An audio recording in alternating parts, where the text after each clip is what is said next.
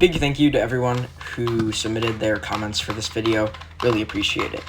Would I quit cubing for 10 grand? I would not quit cubing for 10 grand. Cubing is worth much more than 10 grand to me with all the friends I've made through it. Am I planning on learning any new events, blind, FMC, or getting better at other events? I do plan on learning blind events, maybe over this winter. FMC isn't really something you need to learn, but I do plan on doing it officially at some point in the future. I want to get better at N by Ns, and also Scube, and maybe a little bit of Pura as well.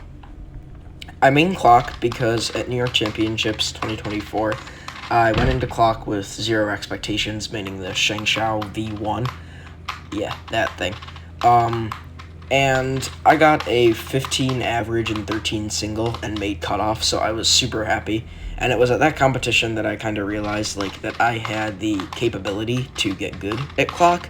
So I just, over that winter, I learned 7 simul, and then I just kind of keep practicing and took off. I love calzones so much because I don't get to eat them a lot, surprisingly, and they're really good. And also calzone cuber ribs. Next up, what clock method did you use before 7 simul? I'm trying to get good at clock and use the beginner method, average 30. Any methods you recommend for me? I just used the regular flip method before 7 simul. You can actually get quite good with that method. I average around 6 with it now. So just keep grinding with flip, and eventually you will be sub 7, definitely sub 30. How long have you been cubing for? I've been cubing for 3 years now, 4 years, somewhere around that. My biggest cubing advice is to never give up. Even though some events or puzzles or even 3x3 or just improving at everything seems really, really hard, which it is, you just kind of have to lock in and really work for it, because eventually you will get it. My biggest cubing milestone was placing 3rd at New York State Championships 2025 in the clock event. I was extremely, extremely happy with that, and I'm really proud of that. How much do to practice and what? I practice.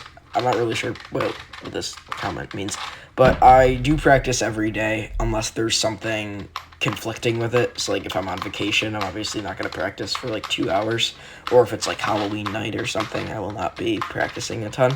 But I usually practice, I'd say 2 hours on school nights. I practice when I get home from school for about an hour, and then after I eat dinner and go outside, I will normally practice for an hour. But on weekends, I probably practice for up to 3 to 4 hours, just because I have all that extra time in the middle of the day. All right, final questions. If you quit cubing, why would it be? I think school would probably be a main reason. Just really wanting to focus more on school would make me quit cubing. But I think it'll take me a lot to quit cubing, just because of the amount of friends I've made in cubing and just how fun it is in general.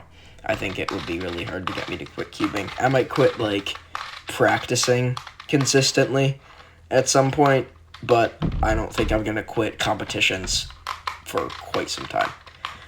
My opinion on the new Shengshou clock, it's really fast, but if you set it up or do a Qi Shao mod to it, I don't know if you know what a Qi Shao is, but it's a Qi Shengshou mod where you put the Qi gears inside the Shengshou shells. That is really, really good. And I really like that clock. I just don't use it a lot because I think the standard G's are better. But just regular Shengshou can be really good with a lot of other events. Why did you start clock? Very similar question to what Eli gave, but I'll still give the same answer. At New York Champs 2025, I just didn't have any expectations for clock, only really 3x3 as most newcomers do. I wasn't a newcomer at Champs. It was my second competition though, so I didn't really have many goals. I went into the competition meaning a Shengshou V1, and as I said, I didn't have any goals. Cutoff was 20 seconds. I wanted to make cutoff for every event at that competition.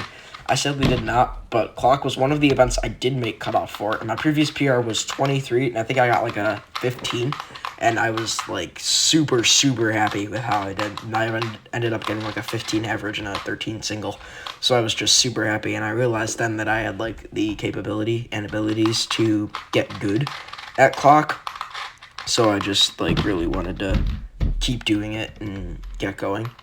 So yeah, that's really all the questions I received. I think I got to everyone's question. If I didn't, I might add a little bit to the audio because for some reason on my computer it like blocks some of the questions. So yeah, that's gonna be it for today's video. Thank you for watching, and I will see you in the next vid.